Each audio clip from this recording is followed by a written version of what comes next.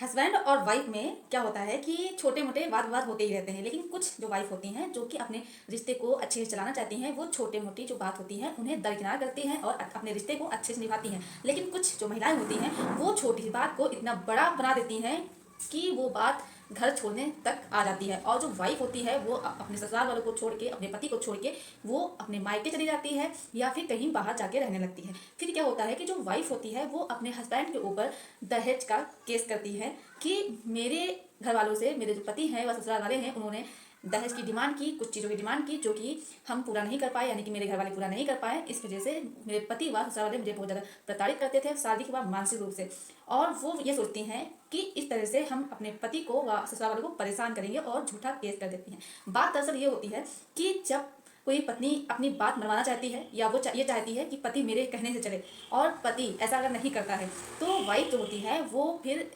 Case करके अपने पति व घर वालों को परेशान करने के लिए सोचती है। और साथ में अपने पति से, ससुराल वालों से पैसा ऐंठने के चक्कर में ज़्यादा से ज़्यादा वो फिर मेंटेनेंस का केस भी करती हैं कि मुझे मेंटेनेंस दिलाया जाए क्योंकि हम खुद को मेंटेन नहीं कर पा रहे हैं। तो पति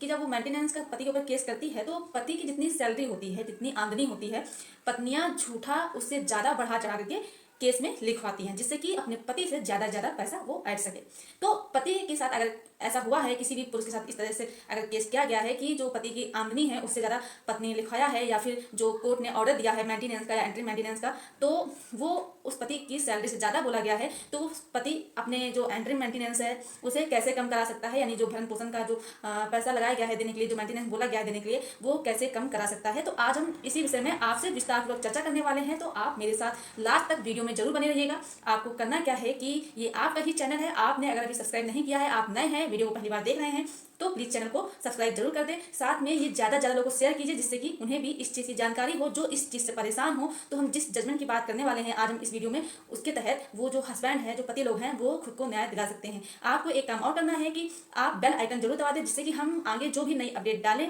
उसकी जानकारी आप लोगों को होते रहे, नोटिफिकेशन आपके पास आ सके। नमस्कार दोस्तों, मैं एडवोकेट दिव्या, आपका मेरे इस यूट्यूब चैनल में स्वागत है। तो अब हम बात करने वाले हैं कि क्या होता है कि कुछ वाइफ ऐसी होती हैं कि वो अपने पति से किसी बात को मनवाने के चक्कर में, या फिर ये चाहती हैं कि पति मेरे कहने पे ही चले, वो अपने माँ बाप की ना सुने। तो इसके लिए पत्नी पहले कहती है अपने पति से, अपनी बात मनवाना चाहती है। काफ़ी कोशिश करने के बाद जब वो देखती है कि पति उसकी बात नहीं मान रहा है, तो जो पत्नियां होती हैं वो अपने पति व ससुराल वाले ऊपर झूठा दहेज का केस कर देती हैं और अच्छा खासा पैसा ऐंठने के लिए 125 का भी प्रयोग करती हैं। इसके साथ साथ कई केस जैसे कि डीवी का हो गया, एचएमए का हो गया, कई सारे केस करती हैं अपने पति के ऊपर उन्हें परेशान करने के लिए। वो सोचती हैं इस तरह से अगर हम करेंगे तो पति जो चाहती हैं वैसा ही करेंगे और पति उनके आगे झुक जाएंगे।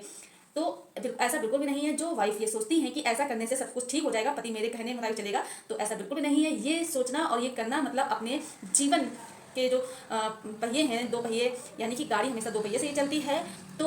उसमें से एक पहिए को कुल्हाड़ी मारना, यानी कि परिवार जो है वो खुद ही बिखेर देती हैं इस तरह से। तो मान लीजिए कि पत्नी ने केस कर दिया है और केस में बढ़ा चढ़ा के पैसा बताया है, आमदनी बताई है, और पति जो है उसकी इतनी आमदनी नहीं है कि वो इतना पैसा दे पाए। इसके साथ साथ क्या होता है कि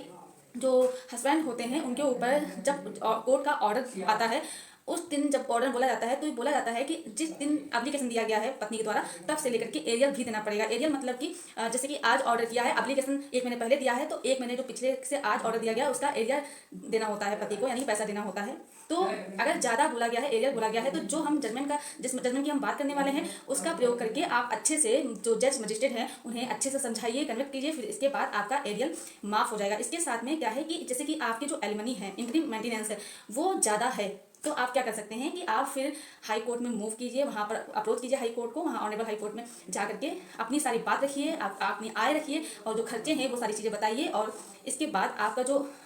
एंट्री मेंटेनेंस है आप उसे भी कम करा सकते हैं। लेकिन मान लीजिए कि आपकी जो एंट्री मेंटेनेंस आपको बताया गया है, एंट्री मेंटेनेंस मतलब ये होता है कि केस अगर चल रहा है तो केस चलने के दौरान जो भी पत्नी का खर्चा होता है, जो भी मेंटेन करने के लिए पैसे जरूरत पड़ती है, वो पति को बोला जाता है, कोर्ट के द्वारा ऑर्डर दिया जाता है पैसा देने के लिए, यानी एंट्री मेंटेनेंस देने के लिए। तो